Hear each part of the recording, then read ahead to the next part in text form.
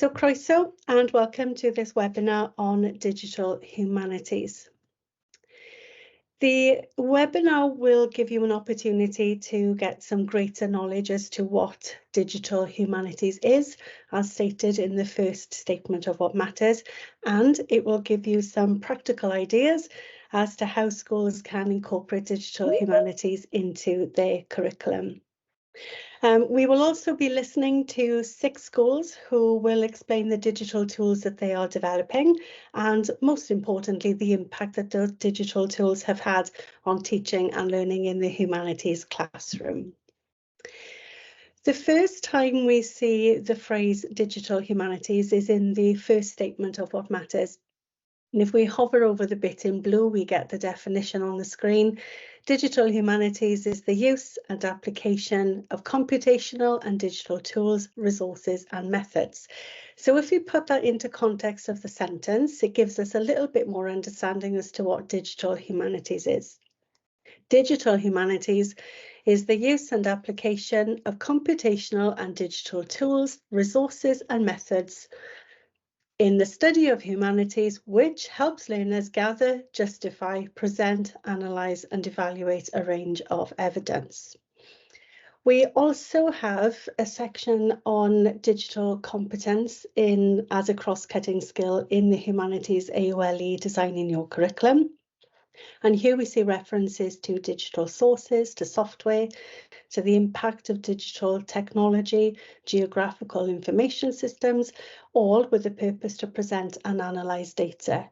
Our schools have kept these definitions and the references to digital humanities and digital competence at the forefront of their projects. After Easter, we will be publishing a digital humanities playlist on our website. And on the playlist, there will be a longer recording from Nikki Hagendijk, the Area Lead for Humanities, on what exactly digital humanities is. So that's digital humanities in more detail. There will then be a 45-minute video of all the free online tools available. And that video has been recorded for us by Sarah Summers. Now, Sarah is our digital lead. She's also put together an interactive poster of free digital tools, and you can see a copy of the tools that she's put together there. So that will be available for you in the playlist. As well as this, there will also be a link to the cross-regional digital task maps, which have just been published. And they give lots of examples of different types of digital products, such as animation, for example, databases, podcasts, all with top tips, suggested apps, free ones, and others which you can buy through license, and suitable activities for each of the progression steps. And of course, most importantly, you'll be able to get access to the full case studies from our 6 schools. It has been an absolute pleasure to work with the 6 schools who are going to be presenting this afternoon. I know that you are going to enjoy listening to their approaches. They're very excited to give you a taster of what they've been doing. The full case studies will be published in the playlist, which will be put onto our website in the early part of the summer. So my thanks goes to Hannah Thompson from Bryn Cullinan Comprehensive, to Lisa Tudor from Cwmclydach Primary, to Nathan Payne from Hywelddar Primary, Sarah Facey, St John the Baptist Church and Wales High School, Ella Lewis, Whitchurch Primary, Ali Thomas, Ysgol Pen Cai, and also to Kelly Watkins from Whitchurch Primary, who's a lead practitioner for humanities and has co-led this project.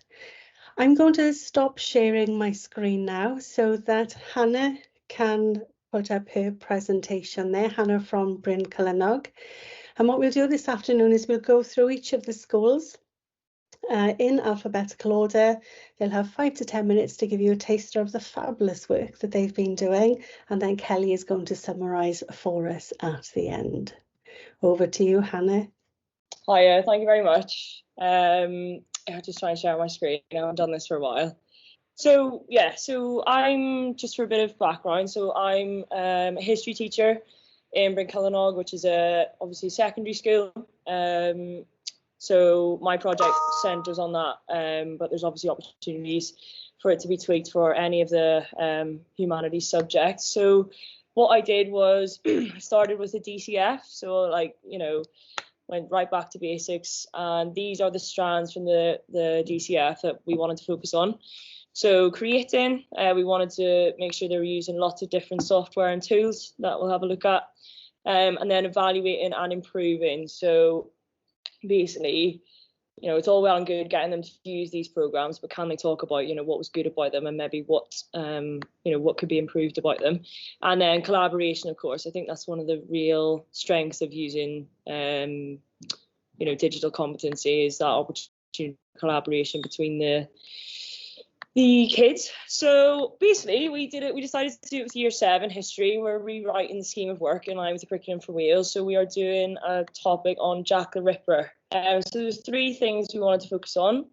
Could they use collaborative tools to build up like a basic bank of information about Jack the Ripper, just find out some facts about his life and things? Then could they present sort of an evaluation about what the police had done to catch Jack the Ripper? And then eventually, and this is what they'll be assessed on in the future, can they create a digital resource which actually gives a whole profile of Jack the Ripper, so some sort of infographic which ties everything from the whole topic together. That's what we wanted to focus on. So we haven't put this into place yet with Year 7. Like, I've created the scheme of work and we're imminently going to do this, but obviously I wanted to have it all done before we actually started with teaching this. So it's going to be difficult to measure impact until after Easter. But just to show you some of the resources that we've come up with. So for the information bank, some things that they've worked on Microsoft Teams, they've all got their own document that looks like this, where they research information about Jack the Ripper's victims. So this is started with this individually. So they'd be given perhaps the victims that they needed to look at, and then they need to find information about their life and how they died. Because I mean, when you teach Jack the Ripper, you do tend to start with like the crime scenes and the victims.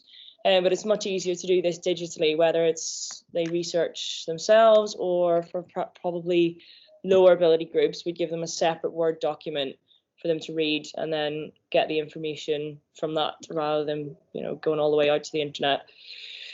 Then we moved on to, they're going to get their own police report. So again, this will be a Word document, still using the same program, but using it in a bit of a more sophisticated way, where they would start to add a bit more detail about Jack the Ripper, looking at the evidence collected and comparing that to today. Now, this is something that they could work on collaboratively if they wanted to, and that's completely up to, you know, what class you have, what way you would rather do it. And then again, this is another Word document, and this is what we'd want them to do this collaboratively. So looking at the witness reports of what Jack the Ripper actually looked like. And again, they can use the internet for this, or you can provide them with a digital copy of the information, completely up to you. And they fill that in collaboratively.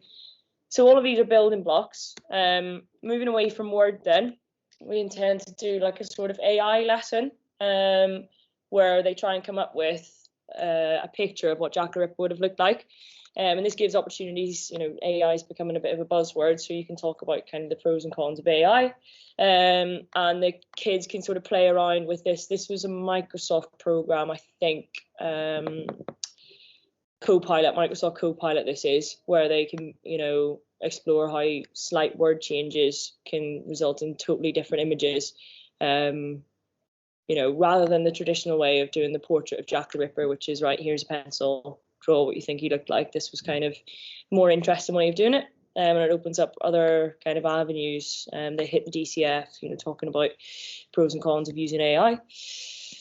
Methods of the police, we decided to use Microsoft Whiteboard for this, and again, this is a collaborative approach. So all 5 techniques that the police use to try and catch them can be posted on one whiteboard, and the pupils scroll down for each one and give their thoughts about, you know, how well the police did this and how well they didn't. So if we do like noiseless boots and dressing up as women, that was one of the ways they tried to catch Jack the Ripper. They then kind of give their own responses on the whiteboard, and it comes up like this, which is a really effective way of, you know, displaying the information at the front of the room and then talking about the different responses. And that's kind of the way that that's intended to work. The criminal profile, and that this is the last bit that needs to be ironed out because it's going to be for assessment, but basically we want to create some sort of infographic using a program, maybe like Canva, for example, pupils collaborate on and show information about the whole topic. So Jack the Ripper's crimes, appearance, lifestyle, and actions of the police. So there's lots of different ways you can go with this, and we're putting this in place, like I say, within the next few weeks. And then we'll be able to measure impact from there. But the kids really enjoy it. They got really, really stuck into sort of beginning to learn about Jack the Ripper, and I think they're really excited to get up to the computer suite and start, you know, putting what they've learned into practice, really. So yeah, that's kind of it. I'll stop sharing my screen. If there's any questions or anything, just let me know. Thank you. Diolch, Anna. Lisa, would you be ready to go next? Hi, can you hear me? Yes. Hi. My camera's not working, and I can't share things right now, but I can talk you through the project. Is that okay? Of course. Fantastic. So we're doing a whole school project. I'm humanities lead in a primary school in the Rhondda, and we are doing a whole school project from nursery up to year 6. We're linking this in. Every year we do a humanities project. Every year we do the Heritage Awards. So this is something we do regularly anyway. So we're linking it in with that. And our title of our project is Respect Our Past, Empower the Future, a Cynefin Like No Other. So we're starting progression step 1 are looking at how the lives of children have changed through where they live and through schools, etc. So it's actually kick-starting tomorrow with progression step 1 with a visit to St Fagans, where we're going to be using digital technologies such as iPads, etc., to take videos and photos, etc., that we're going to then use to present later on in a website format, which year 6 are going to help us with. So we're going to be using GA2E, we're going to be using green screen, and we're going to be pulling in things like the BBots and those sort of things, just to tie in with all those as well, and eventually present, like I said, as a whole school website.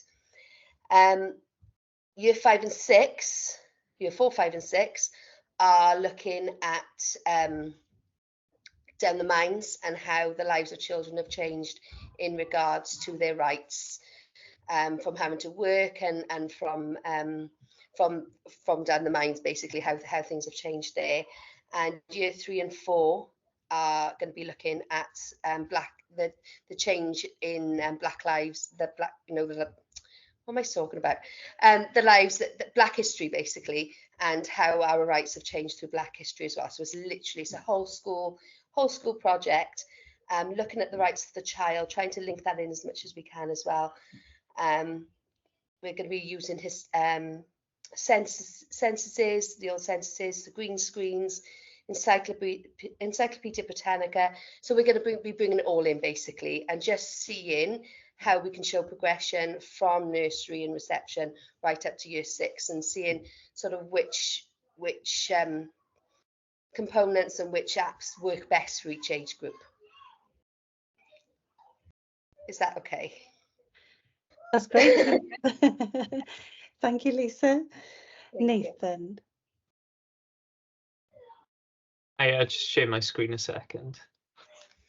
Yeah, so I'm Nathan Payne. I work in Howler Primary School in Ely in Cardiff. Just to give a little bit of context to the school, so we have a very high proportion of free school meal children. I've got 36% of my class categorised as ALN at the moment. I signed up to the course to improve my digital skills. It is something that I am sort of fearful to include in lessons, just for the well, I was anyway, just for the fear of it going wrong, or something not going quite as how you planned, with all the effort that you have to put into digital teaching and learning. And I mainly signed up for the course to look at like the new different apps that we could buy in as schools that would improve teaching and learning. it very, very quickly changed in this project, that it would not be the new apps that I would focus on, but more utilizing the out-the-box apps, so the applications that are readily available through Hub, and those apps that you get on the iPad as you take them out the box.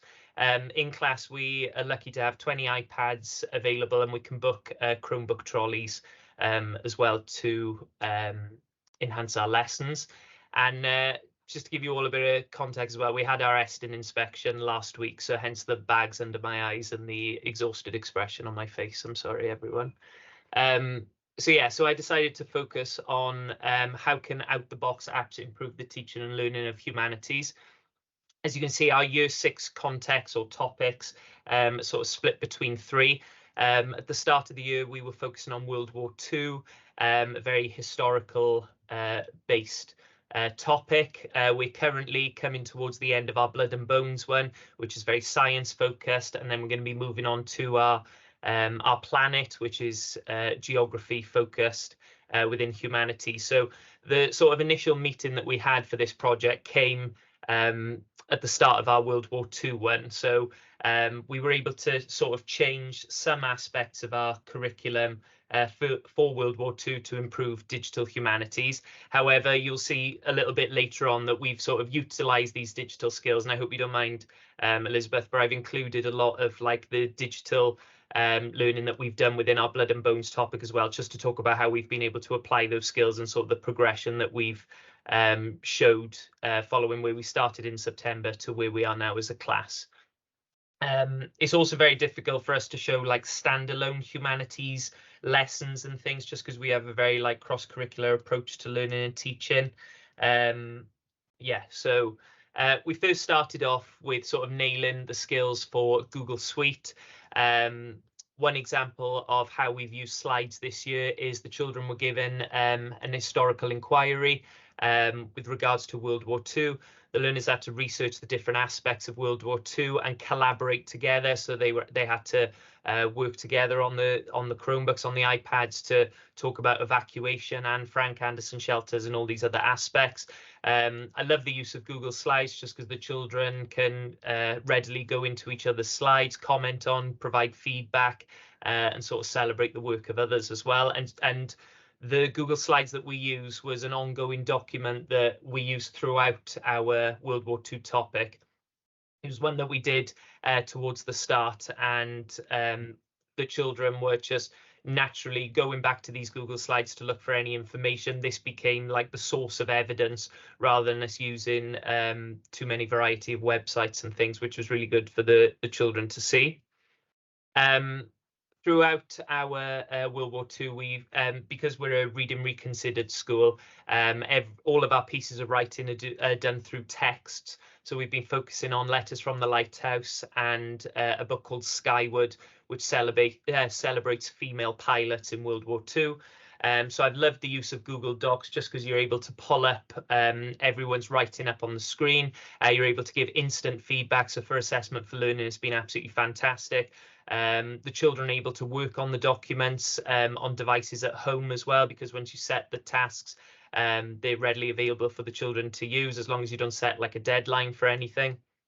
And the work that we've been producing, obviously with me having such like a high proportion of free school meals in ALN, it is stereotypical that we sort of have a more negative approach to writing, actual pen to paper writing. So how we've been able to tweak our pedagogy to get some amazing pieces of year 6 writing has been really fabulous.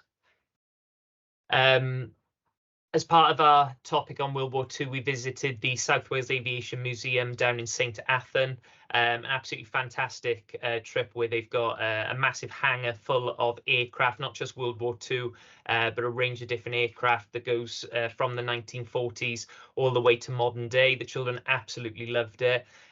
While we were there, we collected data on the different aircraft we saw and discussed, and then when we came back, we created a database on J2 data. I will say it's a very good like starting place for primary level databases. However, since then we've moved on to Google Sheets just because we found it a little bit easy for the children, and they don't really have that sort of expressive freedom into interrogating the different sets of data that Google Sheets gives you. But I'll go on to that in a second when I speak about our science topic. Also within World War II, so on Minecraft Education, there is a museum template which creates a blank museum for you. So collaboratively, the children were able to present aircraft, Anderson shelters, all different artifacts and aspects of World War II within the different sections of the museum. I had the main world up on the Apple TV, so the children were able to see that I was going across the different parts of the museum to see what they'd created. And I assigned each part of the museum to a specific cooperative learning group in my class, and that was really, really good. This came towards the end of our topic and was really good at like summarizing all of the sort of the historical information and evidence that they'd found throughout. And all the way through World War II topic, we've been using Britannica Schools or Encyclopedia Britannica as an alternative to Wikipedia and your other information sources. I absolutely love the fact that you can change the reading levels of the different articles. Like just in my class alone, I've got children reading at a year 1 level and children reading at a year 11 level based on their reading ages. So it was just fantastic that, you know, we could highlight Bessie Coleman, for example, who was one of the female pilots in World War II, and they were able to differentiate their own information using the website. And we use those then to write biographies, as you can see, on female pilots.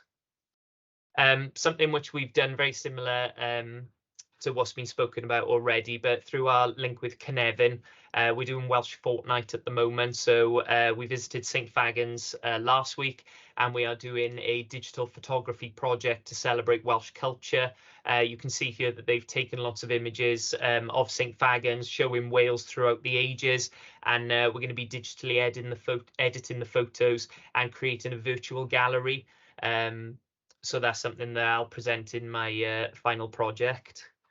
And yeah, if you could excuse me just for talking about our blood and bones topic, even though it is science, I just wanted to show like how we've been able to utilize the digital skills. So we've been able to make infographics about cyberbullying, which obviously meets the citizenship strand of the DCF. Also producing pieces of writing on year 6 children, whether they should be allowed mobile phones, and talking about like the impact of social media and things. We've just started using iMovie for the green screen previously in our school, and I think before iMovie had its latest update, it was very hard to layer the green screen on the iMovie app. And we were using the Purple Octopus app, which obviously like costing the school money and things. So we've gone back to iMovie now. So that's been something that the children have been fantastic. They made like an A&E role play video based on our context. We've been creating bar charts based on science investigation, and this was a fabulous lesson that we did last week, where the children were they were discussing, is it the taller that you are, the bigger your shoe size, or the bigger your hands? So the children collected their own data, put it into Google Sheets, generated scatter graphs from it, added the trend line, so we were able to look at like positive and negative correlation within the group. So I just wanted to include that just to show like the impact on the digital skills that this project's had thus far. So as I said, we're moving on to our planet, which is going to be our new topic in a couple of weeks' time. So we're definitely going to be focusing on mapping skills, like looking at the location of geographical features on digital maps, and using grid references to look at areas of our locality, but also landmarks around the world. We're going to be using audio equipment and to record podcasts based on our planet, where we look at like sustainability. And we're also going to be producing documentaries on renewable energy and their effect on the natural world. So we've got another school trip lined up in a few weeks' time to Kennin Renewables in Stormy Down in Bridgend, where they're able to like look at the different impact of solar, wind energy and everything on the world around us. And And I just wanted to highlight a fantastic course that I went on before Christmas in the ICC in Newport, which sort of started the building blocks for this project of delivering curriculum for Wales through Apple. So I'm able now to use the Classroom app, the Apple Classroom app on the iPad. So I'm able to send specific websites to the children, monitor what they're looking at. So it just allows me to have a lot more control of the classroom and feel a lot more confident in my own abilities to lead these digital lessons. They focus specifically on out-the-box apps, so utilising iMovie, the camera roll, and GarageBand they went into as well. And also just, as I said, developing the confidence to have a go, which is not something that I had 12 months ago. But, you know, Estin came in last week and they made comments straight away on the digital work that we've been doing in Year 6, which was really, really pleasing to hear. And the children are speaking so positively about the sort of lessons that are engaging them at the moment. So that is me. Thank you very much. Let me stop sharing my screen. Thank you. Diolch, Nathan. I'm Kelly Watkins. I'm one of the sort of lead practitioners for primary school for Humanities. So I work alongside Liz for CSE and support with funded projects or people new to leadership or schools wanting support with curriculum design for Humanities. So I had that role, and then Ella was fortunate enough to then also get a place on the funded project, and so we sort of worked side by side with coming up with ideas and attending the training, and then Ella's executed it fantastically in her classroom. So I'll start with the introductions of the project, and then Ella will take over about the wonderful work that she's been doing there. So just to check now, if I just check. Has that worked?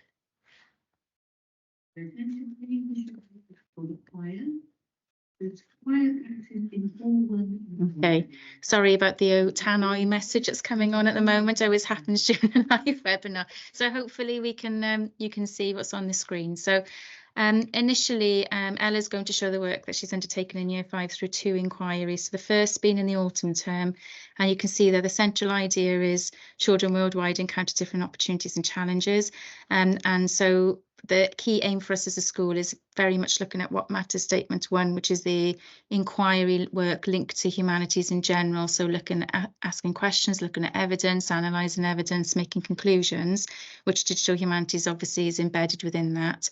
And what matters 2, which is again looking at opinions and viewpoints and interpretations of evidence and sources of evidence. And so we really wanted to put lots of that into our autumn term inquiry. And in terms of the spring term inquiry, even though it's an expressive arts lead inquiry for the children this term, there are huge links to humanities in terms of, you can see their culture is expressed in our local and global community through festivals and celebrations. So that comes through that element of humanities, but also very much looking at the geography of the world and where our children have lived and their understanding of the world, and using the geographical informations and systems to justify and gather evidence for the children to explore. And so it was two very different inquiries, but we've used a range of tools to explore that within there. So I'm just going to hand over to Ella, who's going to explain how she did that in the classroom. Okay, so for the autumn term inquiry, to tune into the inquiry, we visited St Fagans for the pupils to experience what schooling was like in the Victorian times. And there's a consistent focus on children's rights throughout the inquiry, throughout the inquiry. So this has just helped immerse them into the inquiry topic. So the pupils use digital tools which they've developed in previous year groups to present how they wanted to show their comparisons of schools today and schools in the Victorian times. So they've given a menu of choice of creating non-chronological report, which would have been in their books, but the digital tools they were able to choose from Google Sites or to create a video on Seesaw. So you can see there's an example of a Google Sites which they use there. After this, to continue on with Victorian schooling, the children work together in their groups to create an iMovie based on a conversation about being a Victorian child, but they were using the Welsh sentence patterns, which we used in Help Ahead though. I don't know, when Nathan mentioned earlier about iMovie is better for the green screen, which we found out when we were doing it, because the layers on green screen was quite tricky, but the children found it a little bit easier to use the iMovie, although they still need a little bit of resilience with it. So they uploaded them to Seesaw, which was also a good use of evidence for our Welsh across the curriculum. So after this, after learning about working children in the Victorian times, the children then worked in the inquiry groups to research about different working children around the world. So they looked at some Victorian jobs, but they also looked at, like Greta Thunberg is there, so it's more of a sort of positive light on a working child in the present times. They also looked at, here's an example there of the Afghan shoe shiners. So the children worked in their groups to create a Google Slides presentation to present to the rest of the children, and we used it as a sort of speaking and listening task. They made notes based on what their peers were sharing, and a few of them, they've managed to use Kahoot quite independently. Some of them quite pupil-led with that, where they use Kahoot to see if their peers were listening and could answer the questions about their slides. So after learning about the working Victorian children, we then linked that with the governance sort of strand of humanities. So we explored the laws and acts, the acts which were passed during the Victorian times. So I used People's Collection Wales to gather some sources of evidence. We had a first-hand account from a child working in the mines. We had data of deaths and children working in the mines, and we also had something from a mine owner. So the children were able to look at different viewpoints on the Mines Act.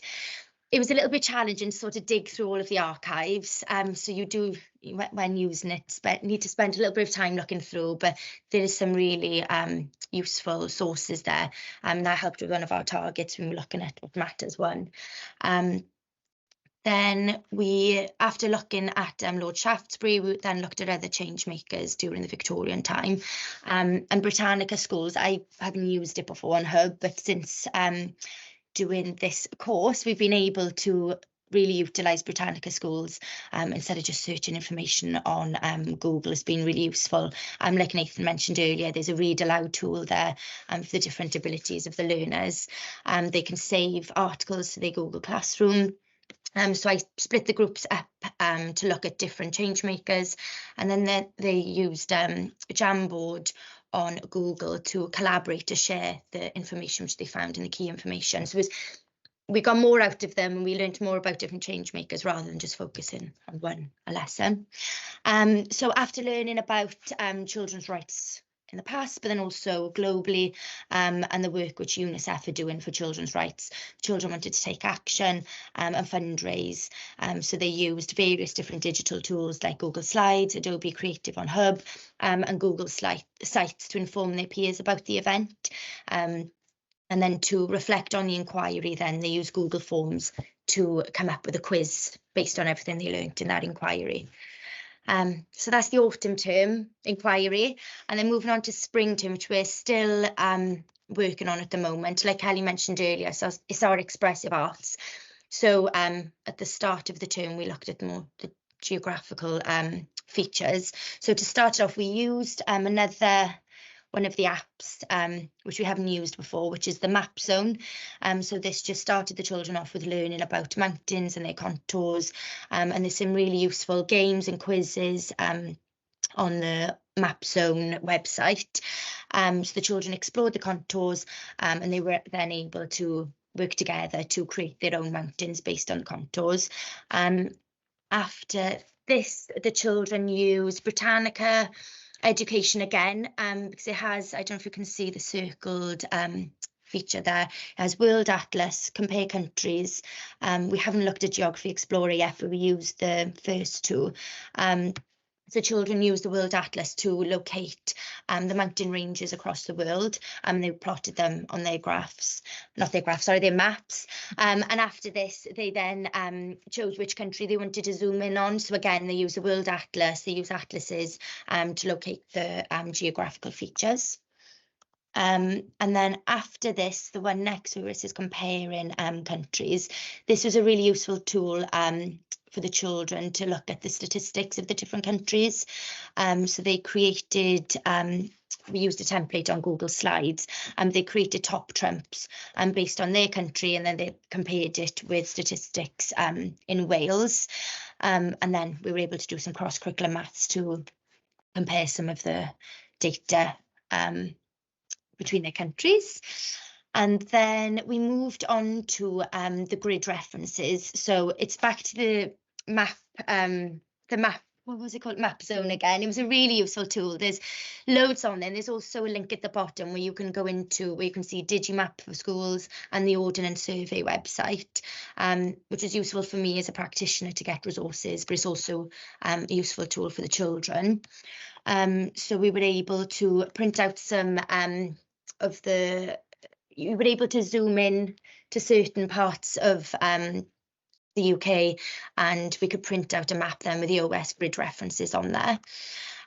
So the children use the OS symbols. Some of them use them on the iPads. I printed them out for some children.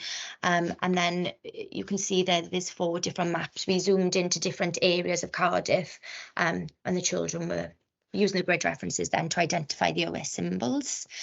And moving on from this, then some of our math learners use the scale of the map from Digimaps for Schools, and they were then giving each other some questions to calculate what the distance would be from one train station in Whitchurch to Corriton, and they were able then to come up with some questions for each other.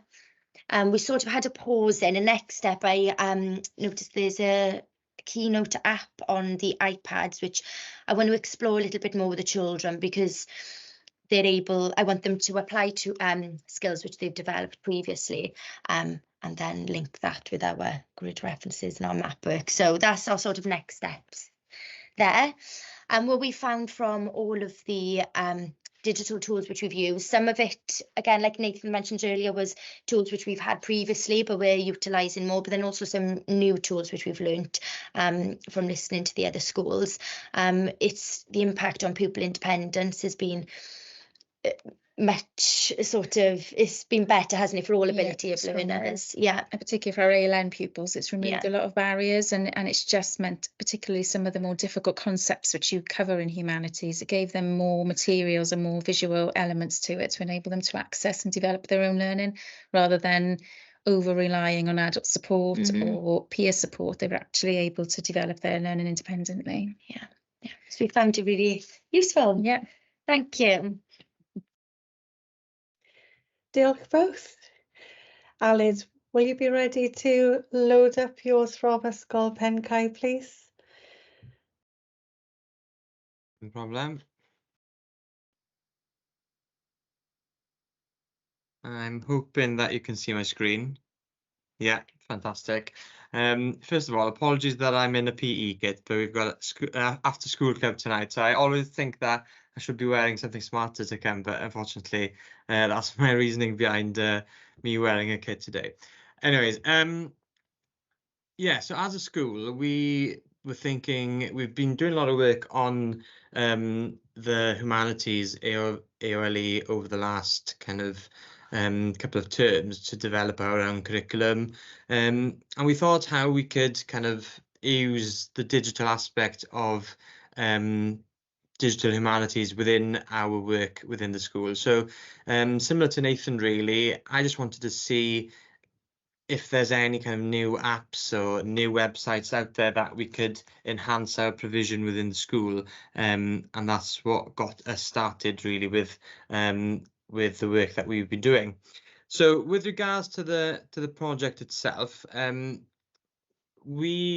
I first of all looked at what our themes are going to be for the coming year, and we had the Rugby World Cup being the first one, moving on to looking at space, and then we're going to be looking at the Second World War after Easter. So I've had a couple of tips from Nathan's work earlier, so that's fantastic. So I might jump on that bandwagon following Easter. But we were looking at the area of learning and thinking, okay, within the World Cup, it opens itself really to exploring the geographical side and element of of the topic itself then. And as a school, on top of that, we had digital competency on our school improvement plan, especially the create element of it. So this was a great opportunity to be able to combine both elements and then improve on that following from there. As well as that, I've got a class of, well, 2/3 of the class are boys, and being able to tap into their engagement really was one of the focuses of choosing the World Cup as a theme. So targeting the boys' engagement was something that I really wanted to do, and I think with the work that we have been doing, it's really worked well. And they've developed and enhanced their skills without them knowing, in a way, because they've been learning about different countries, yes, but they've also developed their digital skills, their humanities, their digital humanities skills too. So as a school, we've been looking at our pedagogy over the last couple of years, and we've developed a way that we teach our topic. So we have this 10-10-10 model. I don't know if you've heard of it before, but where we have 10 members of the class working with the teacher on a focus task, then another 10 working on menu-based tasks, where we give them a range of different tasks and then they tap into whichever one they want to develop, as well as another 10 working on a digital-based task, and then they rotate within the day. So, for example, how would that work within the class? We have children working on physical maps, for example, to locate the different countries competing in the World Cup, first of all, and then we're going on and developing these tools that we were first introduced to in September, when we started on the Digital Humanities project. So as you can see here, we've been looking at Google Maps, we've been looking at Britannica, Cascade Awarin, as well as the G Suite itself, which I'm going to talk about in more depth when we move on. So these apps were fantastic to develop their understanding. So first of all, within the 10-10-10 lessons that we had, as I mentioned, we started by just looking at physical maps, first of all, and locating different countries that competed in the World Cup on the physical map itself. And then following on from there, we went on to use Google Maps. And one element that we did, we introduced then in another element of the 10-10-10 lessons, where the children needed to research the different countries competing in the World Cup. And apologies that it's in Welsh, but I think you can have the gist of it, where we gave them subheadings. Some of them chose their own subheadings, where they created their own bases based on the countries. So we've got looking at the tallest mountains within those countries, the average temperature, the longest river, the rainfall during the year, the population, and population of the capital city. So this is just one example. Another example, something similar, I think they've gone on to look at the area of the country, and they've even gone and looked at their national animal, if that's such a thing. And another example here, you could see, the subheadings kind of opens itself up to each country, where they can have physical data that they can research using things like Britannica, using things like Google Earth, that will give you some facts and figures as well. Then I mentioned earlier that we looked at countries on a map, and then following that, we looked at how we could navigate from one country to another using Google Maps. Of course, by using Google Maps, it gives you the way that you could fly there, if you could drive and walk and cycle, but it doesn't actually give you the distance. So it gave us a guesstimation of the distances between each country, but then it didn't give us the information of how the crow flies. So we were able then to use another website where they were able to look at distances as the crow flies, and compare both sets of data to see if it was easier to go as the crow flies, and compare how much longer it would take to take public transport for and so on. And this group were able to present their findings, again developing their database knowledge. So, for example, New Zealand and Uruguay, you could see here that it was this was the distance between each, and I can't remember if it's in. Oh, I don't even know if it's population. Oh, the difference between population. That's what this is. Sorry. So the differences between population of each country, but again, utilizing the database. They also did do a similar database with regards to distances from each other. Then following on from there, we developed a Google Sites as a class. And this was something that I wanted to develop as it was on our school improvement plan, where we'd have a Google Sites as a class, just to showcase the countries competing in the Rugby World Cup. And if I click on this quickly, you could see here by the homepage, or go back to the homepage, and this is, and for some reason it takes a while to, there we go. So this was our homepage, and then as you can see, we created then as a class a drop-down menu with each of the countries competing. So each partner had a country, and they utilized, as you mentioned earlier, the Encyclopedia Britannica. We utilized other websites, useful websites. The Casgliad Awyren came in very useful for looking at Wales as a country.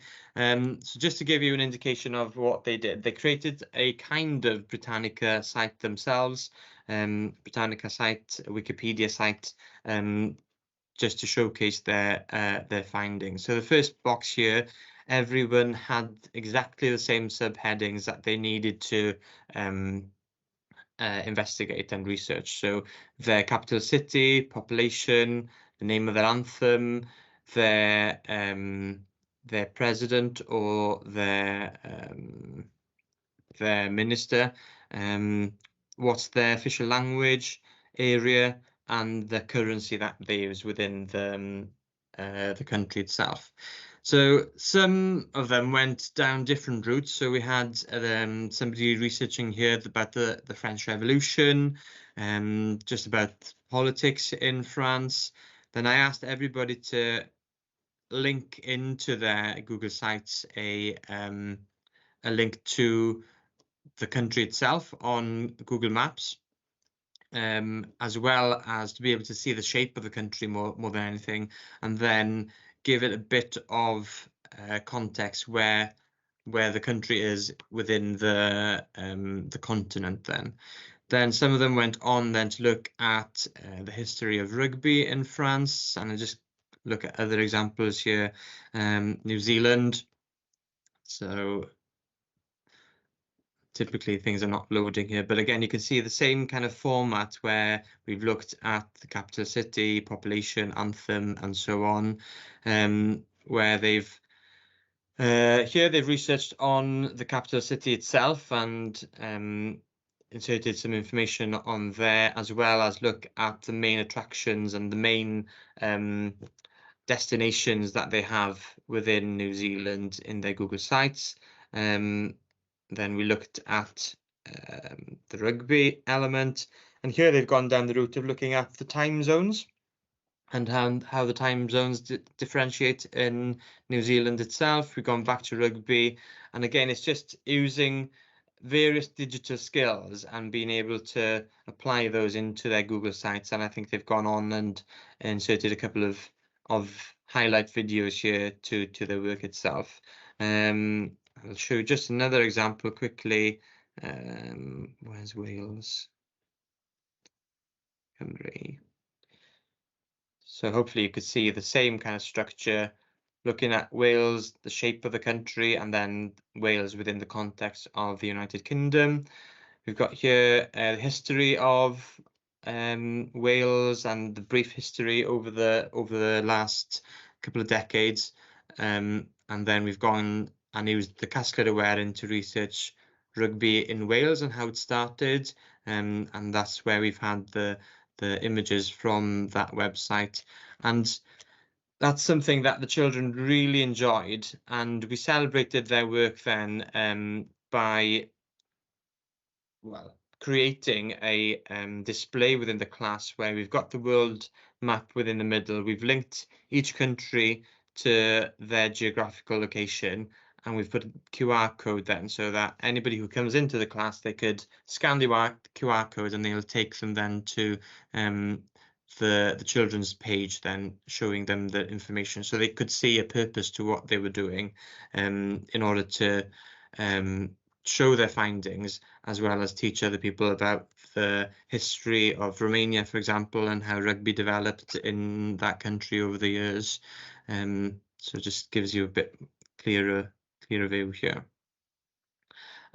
So that's the work that we've been doing, and then we've been, as I said, looking at space theme currently, but after half term we're going to be using the tools that we've had in September, hopefully, to further develop our digital humanity skills by looking into the Second World War, and that's something that we're really looking forward to do in the coming weeks. So diolch yn fawr. Diolch, Aled. Diolch.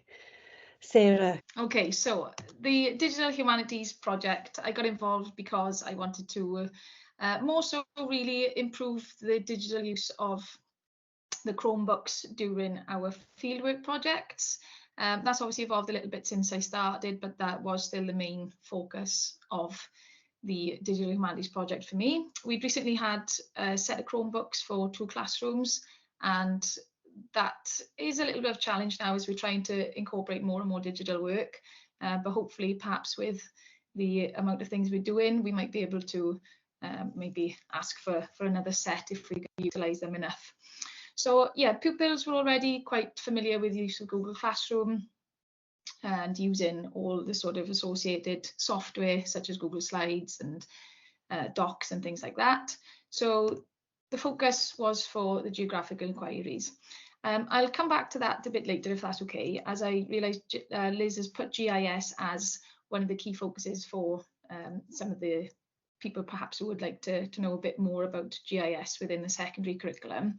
And so I just thought I'd touch on some of those things I brought in as part of the Digital Humanities project, in realising that perhaps it needs to be embedded before they can access more of the things we'd like them to do within the fieldwork project. Am I still with you?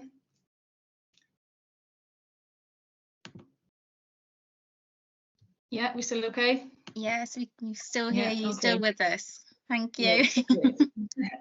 Yes, so looked at year 7 as a starting point for this, thinking when we do the map work skills during the first topic in year 7, we traditionally would use paper-based maps, but we move now towards using both, and using Bing Maps enables us to access OS maps, which is quite a nice sort of transition between paper-based maps and the digital ones, and then you can sort of overlay this with different layers from your satellite view to your road maps, etc. And that gives a nice little introduction really into how we can use digital mapping tools to overlay information. We then looked at using the GIS visualizer with Teach with GIS from ArcGIS, a really simple tool which has quite a range of things you can do really without having to log in or subscribe to anything, and it gives a nice introduction to some different GIS mapping tools. So here you can see an elevation profile. So when we were doing the OS maps I just mentioned, we look at the relief of the land in the local area, so looking at a cross section of the valley, and then if you can quite see it, this is an elevation profile which shows the height of the land across the valley, and pupils were often just given the chance just to explore really and look at their journey to school perhaps, and do they come uphill, downhill, who travels the furthest, is their journey further if they walk or by car, using the measuring tools such as shown here, so straight line distances versus, like I say, a walking distance or car journey. We have quite a large catchment area, and so pupils quite like this. And it was a nice little route into perhaps getting to know each other a bit better at the start of year 7, who travels the furthest, where they come from, and so on. So that was quite nice. And we continued to embed these skills when we looked at the continent of Europe and then the wider world. So you can see pupils exploring, you know, how far is it from here to Australia? Just really simple things, but the pupils enjoy doing it. And again, using the different map overlays, you can see, you know, in this case, using the country names rather than maybe a satellite image, just to familiarise pupils with countries and places, cities, things like that. This is also from the Teach with GIS. Pupils use this to compare the size of countries. So again, something they quite enjoy doing. You can pick a country and drag it to a different place in the world to see how it compares in terms of size. And again, pupils just get more familiar with mapping tools and dragging and, you know, panning in and out, zoom in, and just familiarising themselves with the digital tools. More recently, with year 7, having done all that, we're trying to look for opportunities in all the schemes of work. This is a recent one from looking at renewable energy. And again, as a starting point, using the ArcGIS Teach with GIS resources, just to build that familiarity with those tools, and a bit of consistency really, and perhaps, you know, building on what they've already used. So this is quite nice. Again, you can add layers from wind to solar to everything else. You can zoom into just Wales or compare with Wales to England. You can look at change over time. So there's lots of different layers you can add to this, and they can sort of explore, you know, reasons for location of wind farms, offshore versus onshore, and so on, and the capacity which we currently have in the UK at the moment. The next step for year 7, we're actually going to bring the year 8 school environment inquiry forward. We're going to bring that into year 7 because we realise they perhaps are equipped now to start to think about using some of the digital skills. But we do need to perhaps simplify a lot of the other digital tools which we're using, but I'll talk about that in a sec. In year 8, other tools we've explored, this is quite a good database. It's our World in Data, and I've often used it at the front of the class, but I'm giving pupils more of an opportunity to explore things like this themselves now. So they can select a data set. In this case, we were looking at population over time. You can see there they can select countries which they want to include or not include. And you can see that on graphs. You can then place it onto maps. I'm not going to click slideshow because that's when it went off the last time, but I've got layers under here to show you how you can select, deselect, and show it on a map as well. I don't want to stop sharing again, so I'll just keep going like this if that's okay. So yeah, a good way of using GIS, utilising it to analyse data on maps. In year 8, we also used the Britannica School. I hadn't previously used it until it was shown as one of the good options from the presentation in one of the first meetings that we had. But I really like the user friendliness of it. In terms of comparing countries, sometimes it can be quite tricky for pupils to find information which is a direct comparison between countries, and that's often a challenge in geography. So using the Compare Countries tab did allow them to look at countries in far more detail and have that direct comparison between things like GNI, life expectancy, literacy rates, and so on, which we were looking at as indicators of development. I also used the Dollar Street app. I have used it in the past, but again, just looking at using it with perhaps a bit more structure to encourage those digital skills. And we were looking at maybe highlighting some misconceptions across, thoughts about what makes somewhere developed or not, and comparing a range of different things. And they quite like the mobile phone ownership, favourite toy and things like that when it came to development. So quite a nice way of looking at it. In year 9, perhaps haven't explored as much as the other 2 year groups, but again, what I used to do, which was more teacher-led, giving pupils the opportunity to do it themselves. I was using the USGS live mapping for earthquakes and volcanoes, and you can click off the layers of earthquakes and the time frame, magnitude, etc., as well as taking off the plate margins. But having used the ArcGIS, there is a probably better way of looking at it because you can add more layers. So this again, just using the visualizer tool, you can add the map layers of the plate boundaries, volcanoes, earthquakes, but they can also then add in things like population density, which helps them to look at potential for risk and danger for people as well. So they're the sorts of things. Or there's one more, looking at, again, digital mapping. So when doing weather and climate, using live weather maps. This is quite a detailed weather map. You can get this just from BBC Weather. Again, adding on areas of high, low pressure, trying to spot and forecast weather. Again, looking at distribution of high and low pressure on a global scale, or just trying to get them using more and more of the digital mapping tools. I've also linked back to Dollar Street in Year 9 as well. Again, just trying to utilise resources as much as possible. With Year 9, we will be doing a digital microclimate inquiry. So again, was paper-based. We are moving towards it being digital now, and I'm not sure it'll be ready for when I do my final presentation for the Digital Humanities project, but I might be some way to show perhaps how we've managed to digitise that one as well. It'll follow the same format though as the Year 8 one that I'm going to show you, in terms of same booklet, same sort of steps of inquiry and so on, but making it all digital as possible to explore those skills again. So looking at just over the other year groups, you know, we really do want the older pupils to be far more confident when it comes to using these things independently. So hopefully the foundation we set now across Year 7, 8, 9 will pay us dividends when we come to GCSE and A-level. I think there's going to be more fieldwork, GCSE and A-level, with more independence, and perhaps the increased demand of making things more digital in that respect. So hopefully they'll be better prepared when it comes to that than our current pupils are. So this is the school environment inquiry which I started with. Am I still with you? Can I just double check? Yeah, that's good. So this was the basis of what I was doing during that term, which lent itself quite nicely to the digital humanities.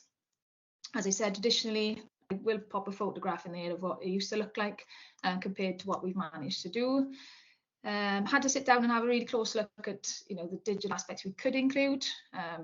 You know, meeting with, like I said, my colleague for DCF and ICT, and looking at opportunities for progression across the environment inquiries. So the first thing was to do a base map. Again, going back to the Teach with GIS. Again, simple to start with, just making sure they can draw on a base map. Again, zooming in, zooming out, and creating something which is accurate for this location. This is our school, and they've highlighted different parts of the school which they will then go out and investigate. Pupils really liked this. They were able to access the functions quite well, even perhaps the less able, who would often struggle to do paper-based maps. Really got to grips with this and produced some really good work, which was nice to see. We then shared data on Excel spreadsheets, so sharing documents. Again, we're familiar with this, but perhaps not in terms of doing it on spreadsheets. It was perhaps a little complex in terms of putting it all in, and so we did simplify it into tables. Perhaps that's something we look at to make sure that we can, you know, progress from a simple table into more complex spreadsheets. And like I said, collaborating with IT and DCF will make sure that we can do that. The shared documents didn't work great for this because I think pupils were changing columns and formulas which they just didn't calculate then, so it did make it a bit more complex, and I had to simplify that quite a bit. We presented the data using digital graph techniques. I know they can seem really simple, and I know lots of your primary projects include just creating graphs, but it's surprising how many pupils still struggle with this, even in Year 8, and you know, probably further on as well. So the more we can embed these skills, the better. We were hoping to locate these onto the map which they created, but just in terms of time, we didn't quite get round to that. But we did do some mapping of data, which I'll show you in a sec. This was just another way of presenting data. Word clouds, a good way of showing qualitative data, which sometimes can be tricky in geography. We still use these right up to GCSE level, so it's a nice little insight again to just sort of drip feed the different ways in which we can present and analyse data when we do fieldwork.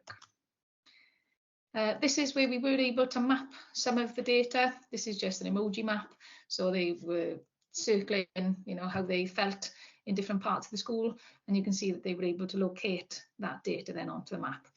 like I said, I would like this to have been the graph work, so they could have really started to analyse the patterns geographically across the school, but time didn't really allow for that. But they did this one really quite well.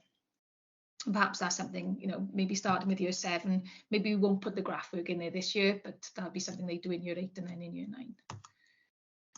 So within just the school environment inquiry, you can see that within quite a short series of lessons, we only see them 3 times a fortnight, and we had probably about 5 lessons worth to do this.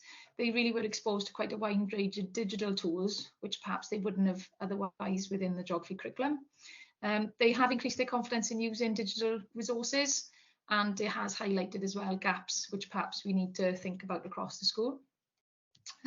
We've looked at the opportunities for progression. So when this current year 8 class who've done this move into year 9, they'll do a school microclimate inquiry, and hopefully, you know, it should look a lot better, and we should see that progression as we move forward. We will need to look at timetabling and access to Chromebooks from our perspective. I think timetabling to do this, you know, traditionally wouldn't have taken us too long, but it's going to take us much longer. So we just want to make sure we're allocating the time, because it is valuable. And I think the skills which they will gain will really benefit them and us. So we need to make sure we are, you know, pitching the activities right and giving them enough time to do it properly. So yeah, that's the Digital Humanities project so far. Like I say, hopefully I'll have some of the other parts, so the microclimate inquiry perhaps next time, and other parts if I get to any. Okay, thank you very much. Diolch, Sarah. Thank you. And I don't know how I can come and summarise after such, you know, we've got such 6 strong approaches to digital humanities in the schools. And first of all, just a big thank you to everybody who's presented today. It's tough to do a presentation on something that's new to you as well. And you've all been so brave and innovative with the variety of tools and apps that you've implemented in such a short space of time.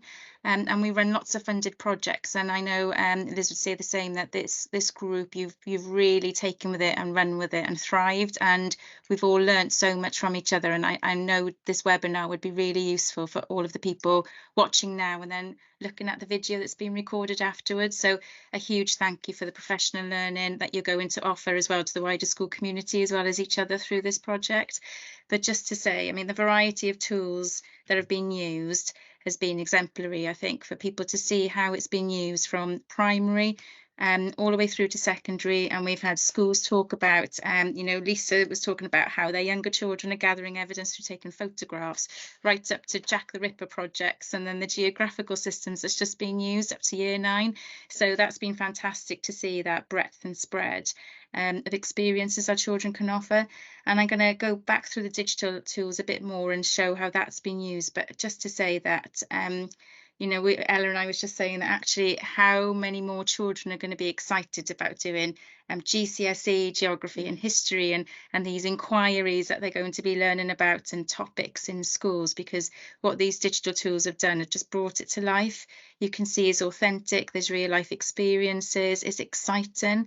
And it's just all been really purposeful, and all the tools are being used in a really productive way, that the children are clearly been working with collaboratively and creating a wide variety of evidence for themselves and to support other people's learning and other children's learning. So that was, you know, really clearly came through in everybody's projects.